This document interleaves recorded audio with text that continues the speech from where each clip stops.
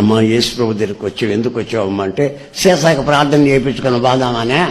సీసాక ఎందుకు వచ్చావు మీడికంటే సీసాకి ప్రార్థన చేయి, నేను బావాలా.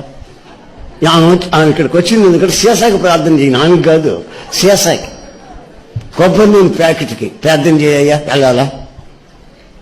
వచ్చింది ఎందుకమ్మా నువ్వు ఇంత కష్టపడి వచ్చావు కదా చీకట్లో అంటే దీనికి ప్రార్థన చేసుకొని పోదామని. ఏది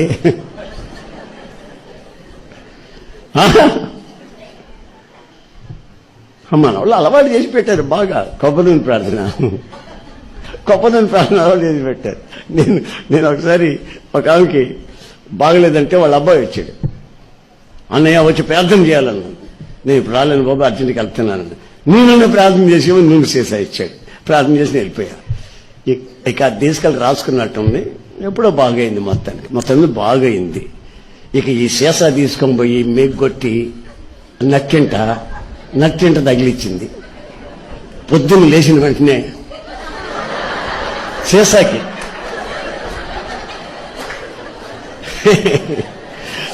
దండం పెట్టుకోవటం. భార్యాభర్తల మధ్యలో కీసులాట వచ్చిందనుకో, ఏమండి ఇక్కడ కాదు బయటికి బా, ఇక్కడ వద్దు, సీసా ఉంది ఇక్కడ బయటికి బా అని బయటకు పోయి కీసులాడుకొని గొడవలు చేసుకుని మళ్ళీ వచ్చేస్తాయి లోపల. అది మాత్రం ఏం లేరు, సీసాని ఏం లేరు.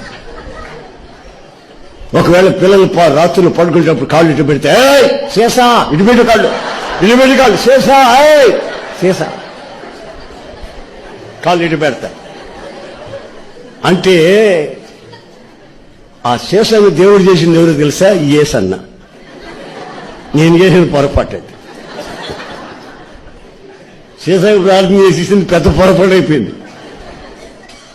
చూడండి విగ్రహాలు ఎన్ని రకాలుగా మారుతున్నాయో. అసలు దర్శనం పోయింది, సీసా దర్శనం వచ్చింది, కొబ్బరి నూనె దర్శనం వచ్చింది.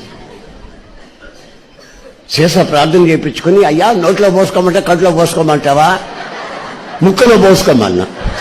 మరి ఏం చేయలేదు, నాకు ఏం చెప్పను, తలకాయ నొప్పిగా ఉంటుంది నాకు. ఇది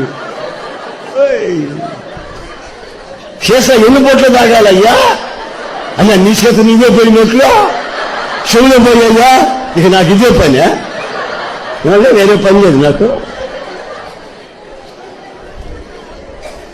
అసలు మీరు ఎందుకు వచ్చారా బాబు అంటే సీసా ప్రార్థన, పెన్నుకు ప్రార్థన చేయించుకొని పోని వచ్చాం. వీడు చదవడం, ఈ పిల్లగాని వీడికి చదవడం. ఆ సంవత్సరం అసలు పరీక్ష రాసి పెన్నుకు ప్రార్థన చేయాలి యేసన్న గారు. నేను ప్రార్థన చేసిన చాలా మంది ఫెయిల్ అయిపోయారు. ఆడు చదవడు పెన్ను ప్రార్థన చేస్తే పాస్ అయిపోతారంట. యేసన్న గారు ఉన్నాళ్ళేమో ప్రార్థన చేసేవాడు, వీడు సంవత్సరం చదవడు, పెన్ ప్రార్థన చేయించుకుంటాడు. అర్థం ఉందండి. ఈ మధ్య సెల్ ఫోన్లు వచ్చాయి, ఒక్కొక్కడు వాక్యం వినడం, దీన్ని పెట్టుకో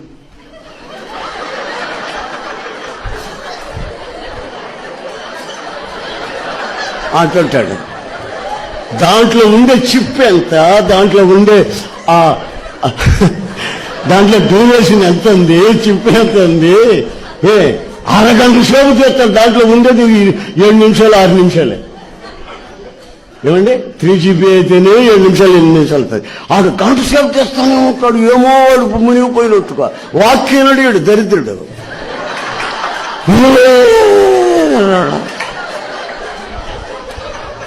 ఆఫ్ చేసి జోబులో పెట్టుకుని దేవుని మాట్లాడతాను అనుకోవద్దండి.